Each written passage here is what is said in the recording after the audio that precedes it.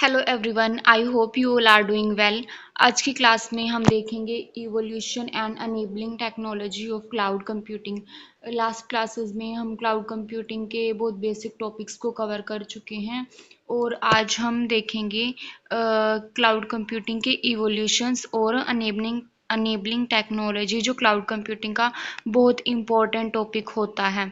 हमने इस video lecture को दो पार्ट्स में डिवाइड किया है। हमने सबसे पहले इवोल्यूशन ऑफ क्लाउड कंप्यूटिंग को मेंशन किया, देन उसके बाद हम अनेबलिंग टेक्नोलॉजीज को देखेंगे। सबसे पहले हम देखते हैं evolution of cloud computing. Cloud computing did not come suddenly, it develop over time from earlier technology. जो क्लाउड कंप्यूटिंग है ये सडनली नहीं आई है, ये अचानक नहीं आई, ये over the period of time इसने खुद को डेवलप किया है। क्लाउड हम कह सकते हैं cloud computing is not a new technology. Cloud computing कोई एक नई टेक्नोलॉजी नहीं है। It is result of the continuous evolution of computing paradigm.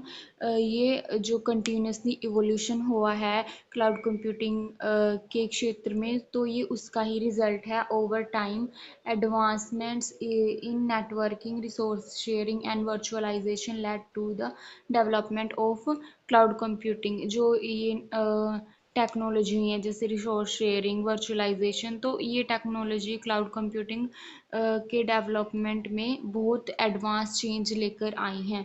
सबसे पहले हाँ, हमारे पास मेन फ्रेम कंप्यूटिंग थी। ये 90s और 1970s के एरा की बात है। तब क्या होता था, large centralised computers used by many users. इसमें हम लार्ज सेंट्रलाइज्ड कंप्यूटर यूज़ करते थे, उनको बहुत सारे यूज़र्स यूज़ करते थे। एक सिस्टम होता था और मल्टीपल यूज़र्स होते थे, one system serving multiple users. Centralised large computer used by multiple user through terminals. और ये जो लार्ज कंप्यूटर्स सिस्टम्स थे, ये मल्टीपल यूज़र्स के द्वारा टर्मिनल्स के थ्रू यूज़ किए जाते थे। देन उसके बाद introduce the concept of resource sharing. इस चीज़ ने रिसोर्स शेयरिंग के कंसेप्ट को इंट्रोड्यूस किया। साथ साथ मेन फ्रेम कंप्यूटिंग में कुछ लिमिटेशंस थी। वो थी एक्सपेंसिव एंड लेस फ्लेक्सिबल। ये थोड़े एक्सपेंसिव थे क्योंकि नई नई टेक्नोलॉजीज आई थी उस टाइम, और बहुत ही लेस फ्लेक्सिबल होते थे। देन उसके बाद आई पर्सनल कंप्यूटिंग। ये 1980s एरा की बात थी। इसमें individual computers for personal use, इसमें हमने इंडिविजुअल कंप्यूटर्स को इंट्रोड्यूस किया from shared system to personal devices. जैसे मेन फ्रेम एक शेयर्ड सिस्टम था, और यहाँ पे हमने उस शेयर्ड सिस्टम को इंडिविजुअल सेंटर कर दिया और पर्सनल डिवाइस में कन्वर्ट कर दिया। Shift from centralize system to individual computers, increased user controls and accessibility. इस पे यूज़र का कंट्रोल हुआ और यूज़र्स की एक्सेसिबिलिटी इंक्रीज हुई। साथ साथ इसकी लिमिटेशन ये रही कि इसमें रिसोर्स शेयरिंग का कंसेप्ट ख़त्म हो गया। देन उसके बाद आए क्लाइंट सर्वर कंप्यूटिंग। ये 1990 एरा की बात थी। यहाँ पे क्लाइंट सर्वर कंप्यूटिंग में क्लाइंट्स रिक्वेस्ट करते थे सर्विसेज के लिए, किनको, सर्वर को। जैसे वेब ब्राउजिंग का आज कंसेप्ट यूज़ होता है। Client user request services from servers like web technology. Task divided between client and server, जो सारे टास्क थे वो क्लाइंट और सर्वर के बीच में डिवाइड कर दिए गए। जो सारे टास्क थे वो क्लाइंट और सर्वर के बीच डिवाइड हुए। Servers provide services, client request dam. जो सर्वर थे वो सर्विसेज को प्रोवाइड करते थे और क्लाइंट उन सर्विसेज के लिए रिक्वेस्ट करते थे। This is foundation of modern web based system. ये क्या थी आज के मॉडर्न सिस्टम की फाउंडेशन थे, ये वाला सिस्टम। उसके बाद हमारे पास आए डिस्ट्रीब्यूटेड कंप्यूटिंग। इसके अंदर multiple computers work together as a system. इसमें मल्टीपल कंप्यूटर्स एक सिस्टम की तरह वर्क करते थे। Here multiple computers connected by one network and work as a single system. इसमें बहुत सारे कंप्यूटर नेटवर्क के थ्रू कनेक्ट करते थे और एक सिंगल सिस्टम की तरह वर्क करते थे। इसमें परफॉर्मेंस और रिलायबिलिटी इम्प्रूव हुई। देन उसके बाद आती है ग्रिड कंप्यूटिंग। इसके अंदर क्या होता था, combines resources from different location which distribute geographically। ये वर्ड जियोग्राफिकली बड़ा इंपॉर्टेंट है। जो हमारे सिस्टम जियोग्राफिकली मतलब डिफरेंट डिफरेंट लोकेशन पर सेटअप थे उनको कंबाइन किया गया, कंबाइन रिसोर्सेज उनके साथ शेयर किए गए। Used for large scale scientific and research problem. ये बहुत बड़े स्केल की साइंटिफिक और रिसर्च प्रॉब्लम के लिए यूज़ किए जाते थे। देन उसके बाद आए हमारी यूटिलिटी कंप्यूटिंग, इंट्रोड्यूस एज पे यू मॉडल। इसने हमें एज पे यू मॉडल, एज पे यू यूज़ मॉडल का कंसेप्ट दिया। मतलब जितनी सर्विसेज हम यूज़ करते हैं हम उतनी सर्विसेज के लिए पे करेंगे। Computing resources treated like electricity. जैसे हम आज इलेक्ट्रिसिटी यूज़ करते हैं, जितनी इलेक्ट्रिसिटी हम यूज़ करते हैं उतना हम बिल पे करते हैं, वैसा ही कंसेप्ट है। जितनी हम सर्विसेज यूज़ करेंगे उनके लिए हम पे करेंगे, जो भी रिसोर्सेज हम यूज़ करते हैं। देन उसके बाद क्लाउड कंप्यूटिंग, ये प्रेजेंट एरा का कंसेप्ट है। Provide on demand access to share resources over the internet. ये ऑन डिमांड एक्सेस प्रोवाइड करता है शेयर रिसोर्सेज की इंटरनेट के ऊपर। Combine scalability virtualization and service based delivery. और ये वर्चुअलाइजेशन और स्केलेबिलिटी और सर्विस बेस्ड डिलीवरी का कॉम्बिनेशन है। सो हमारे क्लाउड क्लाउड कंप्यूटिंग क्या है? Cloud computing is the integration of distributed system, grid computing, utility computing with virtualization and internet technology. So ये इन सभी टेक्नोलॉजी का कॉम्बिनेशन है वर्चुअलाइजेशन और इंटरनेट के साथ। आई होप हमने अभी तक की जो इवोल्यूशन टेक्नोलॉजीज कवर की हैं, इनसे आपको बेटर अंडरस्टैंडिंग मिली होगी कि क्लाउड कंप्यूटिंग कैसे इवोल्व हुई over the period of time. Now next में हम देखते हैं enabling technology of cloud computing, कि क्लाउड कंप्यूटिंग की क्या अनेबलिंग टेक्नोलॉजी रही हैं। सो there are the technology that made cloud computing possible, practical and efficient।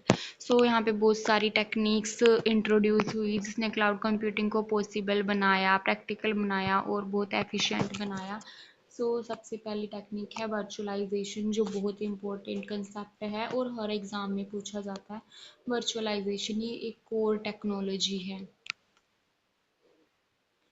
Creates multiple virtual machine on a single physical system. ये टेक्नोलॉजी क्या करती है, एक सिंगल फिजिकल सिस्टम में मल्टीपल वर्चुअल मशीन्स को क्रिएट करती है। Enables efficient resource utilization and isolation. ये मल्टीपल रिसोर्सेज को अनेबल करती है ताकि उनको एफिशिएंटली यूज़ किया जा सके। हमारी दूसरी टेक्नोलॉजी थी that is high speed internet and networking, provide global connectivity. इसने क्या किया, हमें ग्लोबल कनेक्टिविटी प्रोवाइड करवाई। Enable remote access to cloud services real time, in real time, और सर्विसेज के ऊपर रिमोट एक्सेस को प्रोवाइड करवाया। Without internet cloud is not possible. तो ये बहुत इंपॉर्टेंट टेक्नोलॉजी है, हाई स्पीड इंटरनेट और नेटवर्किंग की कनेक्टिविटी, क्योंकि इंटरनेट के बिना क्लाउड कंप्यूटिंग बिल्कुल भी पॉसिबल नहीं है। जो एक चीज़ हमें क्लाउड कंप्यूटिंग के लिए रिक्वायरमेंट है वो सिर्फ इंटरनेट ही है। ये बहुत इंपॉर्टेंट कंसेप्ट है। देन उसके बाद distributed system, multiple systems work together to provide seamless services. इसमें सीमलेस सर्विसेज को प्रोवाइड कराया जाता है। कैसे? मल्टीपल सिस्टम्स इसमें एक साथ वर्क करते हैं और इंश्योर करते हैं सिस्टम की स्केलेबिलिटी और फॉल्ट टॉलरेंस को। परफॉर्मेंस और रिलायबिलिटी इसमें इम्प्रूव हुई। देन उसके बाद हमारी आई grid computing. Grid computing is also very very important concept. It's allow sharing of resources across multiple domain। ग्रिड कंप्यूटिंग ने क्या किया, हमारे रिसोर्सेज को मल्टीपल डोमेन्स में शेयर करना प्रोवाइड करवाया। सपोर्ट लार्ज स्केल कम्युनिकेशन, और लार्ज स्केल कम्युनिकेशन प्रोवाइड करवाया। देन उसके बाद आई utility computing. Here is also provide billing model pay per use, makes cloud cost efficient। इसने क्लाउड कोस्ट को एफिशिएंट कराया। कैसे कि हमें जितने रिसोर्सेज चाहिए हम सिर्फ उन्हीं के लिए पे कर रहे हैं, हम एक्स्ट्रा कोई रिसोर्सेज नहीं खरीद रहे, एक्स्ट्रा कुछ सेटअप नहीं कर रहे, और हमारा इससे कॉस्ट बची है हमारे सेटअप्स, हमारे सिस्टम्स की। देन उसके बाद आती है service oriented architecture. Again it is very important technology. इसको हम आने वाले वीडियो लेक्चर में डिटेल्स में कवर करने वाले हैं। ये है applications are divided into reusable services. इसमें जो एप्लीकेशंस थी उनको रीयूजेबल सर्विसेज में डिवाइड किया गया। इसने फ्लेक्सिबिलिटी और इंटरऑपरेबिलिटी को प्रमोट किया। देन उसके बाद आता है web services and APIs। enable communication between different software system, for example rest APIs। इसमें क्या था, इसने डिफरेंट सॉफ्टवेयर सिस्टम्स के बीच में कम्युनिकेशन को इस्टेब्लिश किया।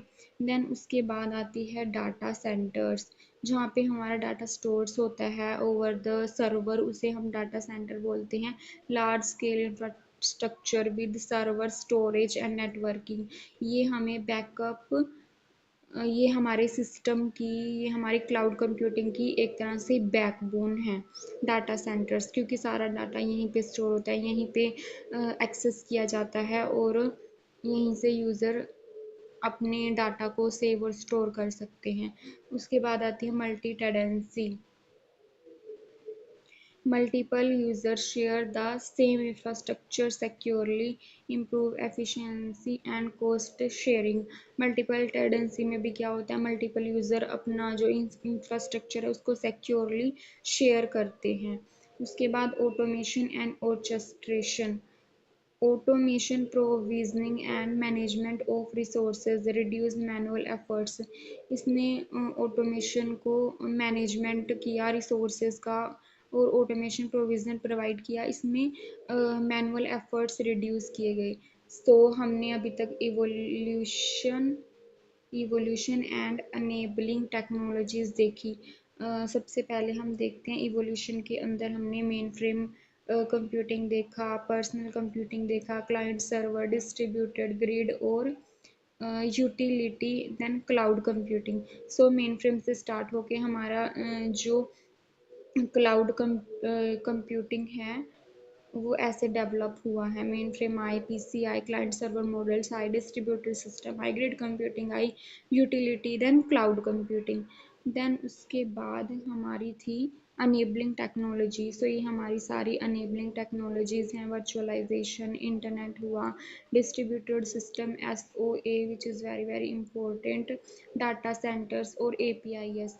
सो ये था हमारा ओवरऑल समरी इस वीडियो लेक्चर की। सो हम कह सकते हैं cloud computing has evolved through various computing models, and it's enabled by advanced technologies such as virtualization, high-speed network, distributed system, and service-oriented architecture, making it scalable, flexible, and cost-efficient. So, I hope आपको ये video lecture समझ आया। अगर समझ आया please आप video को like करें, अपने फ्रेंड्स को शेयर करें, और हमारे चैनल को सब्सक्राइब करें। साथ साथ आप हमें कोई फीडबैक देना चाहते हैं प्लीज़ कमेंट बॉक्स में ज़रूर लिखें। अगर आप ये सारा एज इट इज़ इसकी PDF चाहते हैं तो वो भी आप प्लीज़ कमेंट में बताएं। हम कुछ ना कुछ ऐसा करेंगे कि हम आपको PDF प्रोवाइड कर सकें। So thank you guys, thank you so much for watching the video.